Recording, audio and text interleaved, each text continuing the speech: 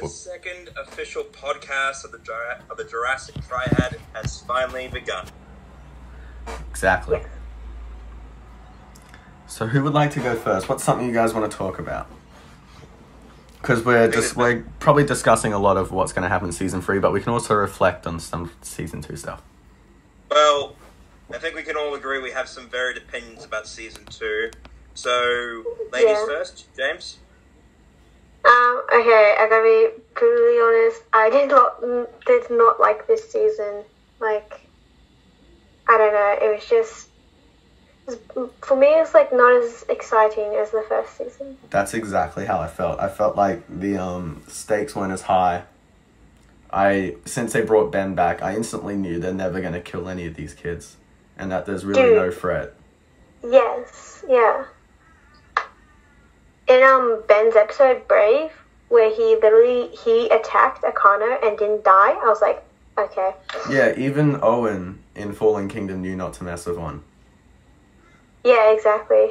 I'm like, okay, I see how this is. I'll admit, when I watched episode 5, I thought Ben taking on Toro by himself was a little bit outlandish, but at the same time, it was actually a very nice reference to an old dinosaur movie from Ray Harryhausen era, 10,000 years BC, I think, where you see a caveman actually fighting off a Tyrannosaurus Rex with a spear. Yeah, and I get that. I have to admit, it was a pretty cool scene, but any other person but Ben. Yeah, I mean, if they wanted to do that scene, we should have had Ben trying to sneak around Toro and Ben attack him, Ben having to defend himself with the spear, but kind of failing, and then Bumpy comes charging into the rescue, and the two of them fight off Toro together. That would have been believable. Yeah, and again with your point, James, a thing I found kind of missing was just kind of the tie-ins, really, because the first season did really well with making it feel like this was happening at the same time as Jurassic World. Yeah. Where now they could just let anything go, and it just didn't seem as like real and close to the franchise. Yeah, actually, that's true. But other than that, I think it was pretty good. One thing I want to talk about, this is just in episode 1. Yep. I really like how Rexy? They really put... Yes, I love Rexy, as you can tell from my icon and my name. I really like how she was just like very front and center this season. It really felt like they were just making up for the sheer absence of her in season 1. Yeah, definitely. Yeah. When she takes out the Parasaurolophus, the way she drags it away, that's simultaneously a real-life animal thing, but it also makes me think of, kind of like something from a horror movie when you see a body get dragged away. Yeah, actually, yeah. And also, that Parasaurolophus was a young one, so technically a kid did die this season. True. I'll admit it, I enjoyed one thing I did like in the first episode is where all the kids went on going about how this isn't a rock, this is a rubbish bin. This isn't a tree. Like all that kind of stuff. I thought that was pretty funny. Brooklyn... Actually, no, I'll talk about Brooklyn later. Yeah. Another thing in that episode, and this is just another Rexy moment, where we have that transition shot where we see Rexy dragging along that big fake tree, and we see the sign for Main Street? Yeah. That is actually a reference to Friday the 13th. Is it? Yeah, that transition shot, word for word, is a reference to Friday the 13th, because if you replace Rexy with Jason and replace the tree with a machete, and it's daytime, it's nighttime instead of daytime, and lastly, replace Main Street with Crystal Lake, it is word for word a complete reference and shout out. Like that shook me. Like I really thought, wow, that is a really good transition shot, and that's a really great shout out. Oh wow. So really had that horror vibe to me. Like Rexy has real presence in this. I really believe her as this huge, towering predator who can actually make, an entire herd of huge herbivores just, do a complete 180 in a stampede. That was a really, great scene. She was really well used this season. And also, when they're going around her nest, and by the way, who else thought she was having children or, hatchlings or something? There's definitely going to be kids there, which is setting... That could be set up for the third season as well. Yeah, that would be interesting. But the point is, that whole scene where they're trying to invade her nest, that had real Smaug from The Hobbit vibes to me. Just a dragon guarding its treasure or something. Yeah. Yeah. Which, once again, I really enjoyed. This is also since Camp Cretaceous is canon, where Rexy's name is officially canon now. Oh, hell yeah. That's true. Yeah, this is, they don't call her Rexy in the movies, they just call her, the T-Rex, so that's a thing people kind of miss over. Staying on episode 1, A Beacon of Hope. The beacon was picked up, but we later found out it wasn't from those new people. Mm-hmm. Who do we reckon received the beacon, and do you think they'll actually come? Well, I think we can all assume that Dave and Roxy will be coming back to these kids, and we all want Dave. I love Dave. That's yeah. Downs of season 2. The sheer lack of Dave. At least we got his mixtape. At least we got that cool rap. Yeah. Now that made it a lot more worth it. Yeah. So those two are definitely coming back for the kids. People have been asking, where are Roxy and Dave? During all this, don't they care? It doesn't seem to occur to people that maybe they're trying to do it legally, or they could have gotten in big trouble for losing the kids, and maybe they're actually facing jail time. That could be true. I thought the signal was to the DPG, and I thought maybe that's where Roxy and Dave were Maybe, but I think it's a bit too early for the DPG to actually be formed. It's only been a few weeks after the fall of Jurassic World, the DPG came. That's after Fallen Kingdom, isn't it then? Yeah, Do you reckon there's going to be one of those situations where the kids just leave the island on whatever they've made to escape, and then the people just get there to rescue? I don't think so. Gosh. And they completely miss each other. What I do think is going to happen is I think Dave and Roxy are going to end up showing up on the island. Other people, like Manticore, are going to end up showing up on the island. And they're probably all going to get stuck there. Yeah, true. I kind of wish Dave and Roxy never left. Yeah, but at the same time, it was important to kind of put the kids on their own. That's true. I do kind of wish we had a scene, this is just me being a writer, I kind of wish we had a scene where we hear Dave repeating the advice he gave to Darius in season 1, about camp. That would have been nice. That would have been. And, what's it called? Yeah. What was I going to say? It's on the tip of my tongue. Oh, yeah, kind of just how I mentioned. How do we think these kids are going to figure out how to get off the island? Well, if I may, with what Darius said at the end of season 2, it feels like they're going to start actively looking for a way to get off. Now, I can't see them building a wooden raft. That'd be funny. I'd love to see that.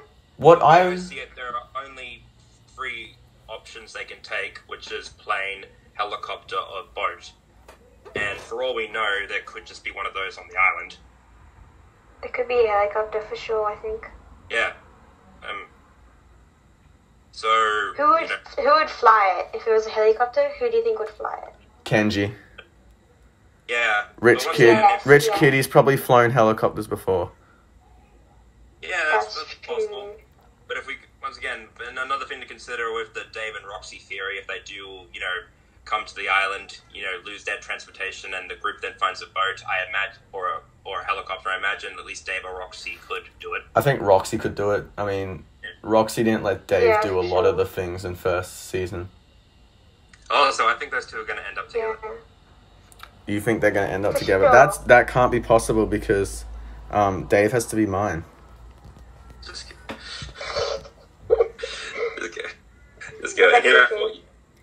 And here I thought you like Brooklyn. Look, I only liked Brooklyn because Dave wasn't there. Oh, that's fair enough. You just go. We all need a lot. Like I said, the most important thing in season 3 is we get a lot more Dave in our lives. Yeah. What do we? I do think there's back. I noticed in this season as well. Does anybody else notice that Darius wasn't as useful, and I don't want to say it, but wasn't as smart? Yes. I I didn't really notice it, but I guess I was kind of focusing on the other characters. I really like how they showed off his, kind of inner turmoil over losing Ben. That whole nightmare sequence with him and his dad was very eerie. Guys? Yeah, it's true, actually. Yeah, I don't, to be honest, I feel like, I don't know if Darius really, like, his character is, like, made to love dinosaurs and stuff, but I'm not sure, like, if he, like, fully understands, like, no, didn't he learn about, like, I don't know, like, that scene with him and, that Jasmine, sorry, and they're releasing the dinosaurs, that really, like, that was getting to me, like, the way he just stood back and stuff. I was like, oh. You mean the scene where they find the veterinary clinic? Yeah. Yeah. The dinosaurs. Yes. Yeah, whereas Sammy wants to release Grim the Baryonyx and Darius doesn't because, it's a Baryonyx and it's a carnivore and it could one day try and kill them, which, to be fair, that Baryonyx actually does try to. Yeah. Yeah, exactly. Like, he was smarter there. Yeah. I want to ask you guys a question. In that situation, if you had to choose between leaving Grim stuck inside his cage or letting him out, would you do it? I'd definitely let him out. Like, I'd feel bad for him, and they are family. And you could also see it as, like, a mutual relationship. Like, if I let you out, next time you see me, you're not going to kill me. I agree, and I'd do the same thing. Well, this is a little personal for me, but I've actually been kind of locked in a very small claustrophobic environment. You have no idea the amount of relief it was getting out. I couldn't leave someone like that. Yeah. Or human. It does stuff to you guys. But moving on, if we may go on, one thing I really like in hindsight about our last podcast is kind of how we were all kind of right about something. Ben going full Rambo, Bumpy getting full grown, and the Baryonyx trio. Yeah, we were. Like, yeah, I was like, damn, we're pretty good at this. We're just too smart, honestly. It's good. Yeah. Well, no, we're super fans. We're awesome. So, speaking... Oh, no, go on. Oh, I was just going to say I recently joined the Facebook group for Camp Cretaceous. That's about it. Oh my god. It's the best thing ever because there's a lot of parents on there and their kids just draw Camp Cretaceous stuff. And it's the cutest thing. Also, sorry if my eating annoys you, but it'll be pretty quiet. Yeah, okay. It's cool, man. I need my Camp Cretaceous Happy Meal. Hell yeah. Are you actually eating a Camp Cretaceous Happy Meal right now? No, I wish. I haven't had one yet, though. I probably should. Yes. So, if I may talk about the Baryonyx trio or duo. Now, yeah. God. I know we all have some divisive thoughts about season 2, but can we just say Grim's death? Wow, that was a, pardon the pun here, but a grim development. Yeah. No, I was not expecting it. I can agree with that. I ain't see it coming. I wasn't expecting. I ain't see it coming. I was so hoping she was going to die. And then I was just like, oh. That was my actual reaction. I'm going to tell you now, I had to split my watch in half. I didn't watch the whole thing in one go. I couldn't. Because I kind of really disliked it towards the start. But it was the second half where I saw that. I'm not going to lie. I got up and took a piss and missed half of it. Oh, yeah. That's good. There you go. Yeah. So, we had a lot of carnivores this season. Like I said, Rexy, the Baryonyx trio, 2 Ceratosaurus encounters, a surprise return from Toro, and some Compsognathus, and also Blue making a few appearances. Yes. Blues definitely had a really small role in Camp Cretaceous, but I believe that's because they can't touch Blue because they need Blue for Fallen Kingdom. Maybe. Yeah, I think so. But I think they're building up to something with her. Yeah. I feel like she's gotten more screen time season after season. She had one big role in season 1. She's had a few small appearances in season 2. And I feel like they are, she's not just background fodder. I think like they are building up to something with her. And it'll be interesting to see in season 3. I'd be surprised if she doesn't get a bigger role. What was I going to say? Oh, as I said before, I do think... Remember how I said in the last podcast, I feel like the Allosaurus will be getting a starring role in season 3? Yo, yep. Yeah. Which I still think, because I feel like... We didn't get too much of the Allosaurus this season. Was that, sorry, Zilla? We didn't get too much of the Allosaurus this season. We didn't get any of the Allosaurus. No, wasn't he in the trailer, but then, never turned up? No. It was just Toro, the Baryonyx trio, the Ceratosaurus, the 2 of them. Oh, okay, I see. Yeah, Rexy, Blue, and the Comsic Davis. Okay. Yep. So that goes. Yeah, but I do think the Allosaurus will be taking on a starring role in season 3. Could be, or E750. Oh yeah, that will definitely be taking a role. I haven't made my video for it yet, but I do. Briefly summing it up, I think it's a hybrid, like what the Indominus was. Yep. And I think it's going to be something hairy though. Or maybe feathery. Maybe feathery. It said it has spikes.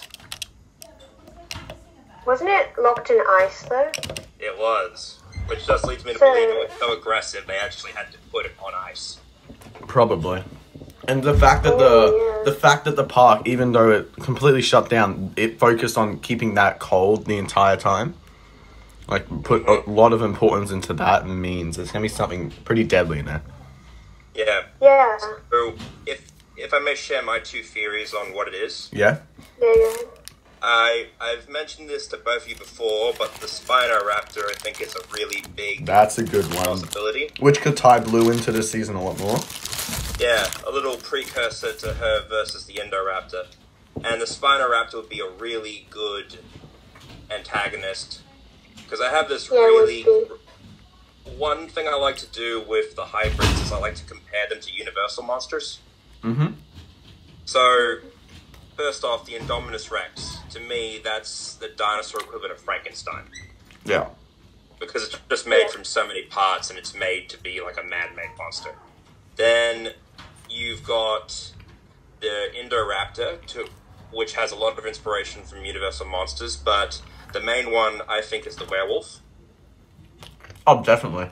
The way it sits howls. on sits on its 4 legs, almost like a dog sometimes. Yeah, that's it, man. And I love that. Big werewolf fan. But if I had to compare the Spinoraptor to a Universal monster, this might surprise you, but the creature from the Black Lagoon. You guys have heard of that? Made of, nasty things? So you're going to say it's either, very hidden, dark... I imagine it as an aquatic hybrid. That could, really disrupt the watering hole. That's the whole point. Remember what this theory is what I like to call Spinoraptor at the watering hole, because this is a scene I have, if I was a writer. Imagine we see the watering hole at night, and we see dinosaurs just drinking around it, very peaceful, nothing bad is happening, and we see something sculling, and we see something rushing through the bushes, very raptor-like, and then we just hear a splash as a Stegosaurus looks up, and we see the water being disrupted, and we see something swimming through the water towards these herbivores, and they have no idea what it is. They would have never seen it because it's in the ice the whole time. Yeah. Another thing to remember is, besides the Mosasaurus, which can't leave its lagoon, how many of these dinosaurs have actually encountered a water predator before? It's a case of they have no idea that there's actually danger in the water. And then, imagine, very crocodile style, its head just, kind of surfaces right next to this Stegosaurus, who looks at it curiously before cutting away to a scream. I think that's a pretty good idea. Yeah. What happened to just Ben's drinking some water, then snap, he's gone. I don't think so. But, and another great thing is, if you really want to amp up the Spinoraptor as a threat, we could have a scene where we see a Ceratosaurus or another carnivore walking to the watering hole. And gets absolutely demolished. Running away. Yeah, they're just running away. The carnivore is curious. It goes in to take a closer look and it sees this dead Stegosaurus or other prey animal. And as it gets closer, we see the Spinoraptor who looks at it and then attacks it and kills it as well. Yeah, so we know that Rex... That would be cool. We know that Rexian Blue can't be touched. No, but everything else... Yeah. There are, there's still 2 of the Free Amigos left. Maybe each season takes one away. Maybe. I do expect Toro to make another return. I think he's going to lose a horn next time. That would be cool, because then you'd be like... Yeah, well, there's the big theory going around that he's actually in Fallen Kingdom. Oh, yeah. He's that Carnotaurus in the manor who has a scarred up face and missing one of his horns. I don't know, maybe. Yeah, well, you know... It's a good theory, actually. It is a good theory. Maybe it was something to... It would have been very easy for them to kill Toro off this season. Oh, yeah, They're definitely. keeping him alive for a reason. Yeah, that's true. Yep. So, yeah, the other theory I had, and this one is a little bit more outlandish, but sorry, this is hard to pronounce, just bear with me. Yeah, okay. It's called the Aerodominus, which is a hybrid between the Indominus Rex and a Therizinosaurus called the Alicrosaurus.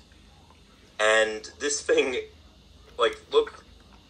this thing is like the Freddy Krueger of dinosaurs. Very sharp, spiky. It's a carnivorous Therizinosaur. So it's a hybrid. It's a carnivore that looks like a herbivore, and it's got these huge claws. And I always have this image of the kids running through the forest and this thing just using its claws to knock down trees as it chases after them and snapping at them with its long neck. Yeah. I see that could be good. I think this is probably not going to happen as much as I want it to. But if we could have a time jump to Fallen Kingdom.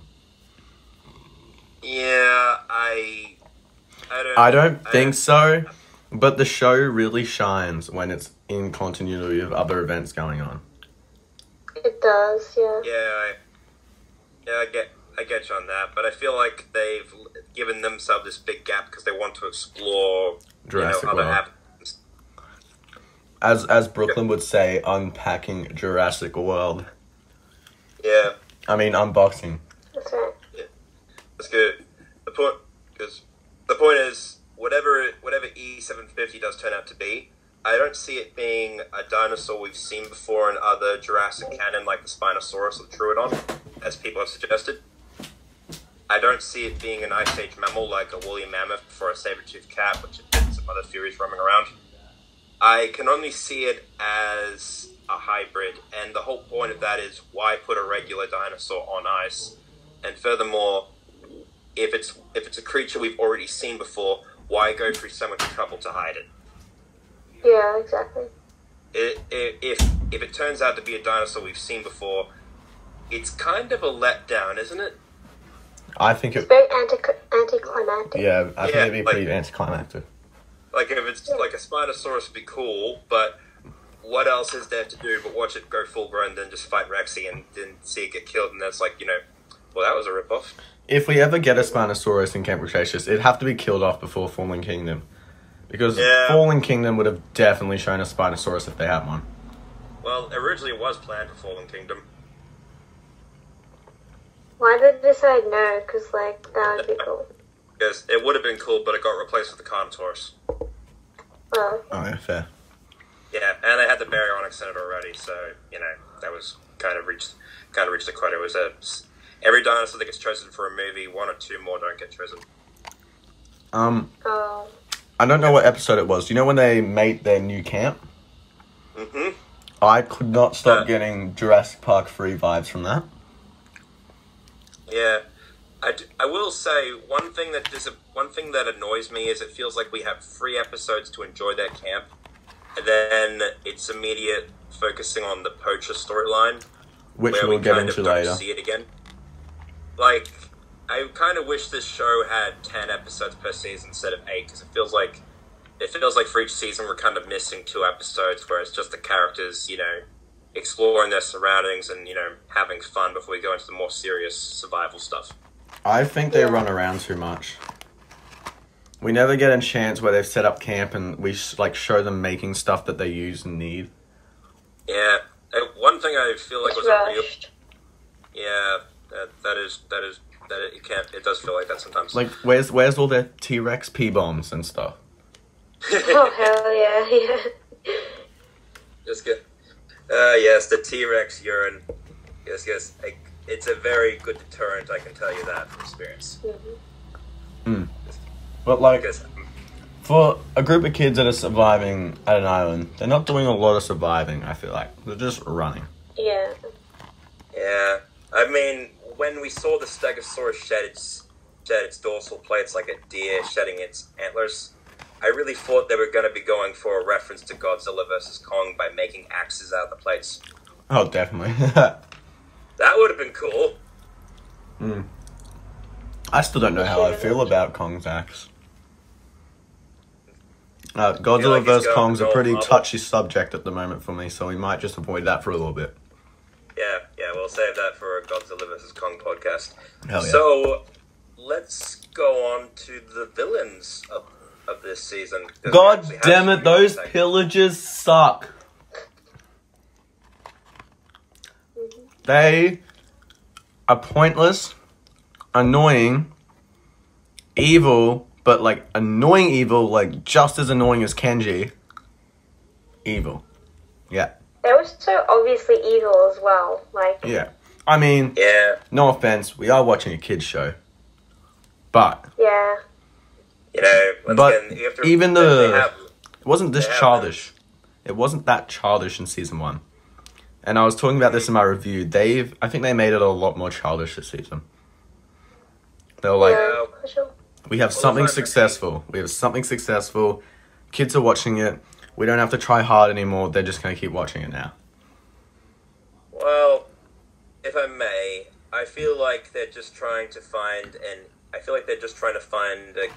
good groove. They're experimenting with things. This season 2 is a case where season 1 is a case where a lot of things worked and some things didn't, and season 2 is a case where some things worked and a lot of things didn't. Yeah. I feel like season 3 is gonna be where the show really hits its stride. I reckon, season 3 is going to come out of nowhere and just smash. Yeah, I hope but so. going on to our 3 villains, Hap, Mitch, and Tiffany. Can you even call Hap a villain? Like, he didn't really do much. He ended up being good in the end.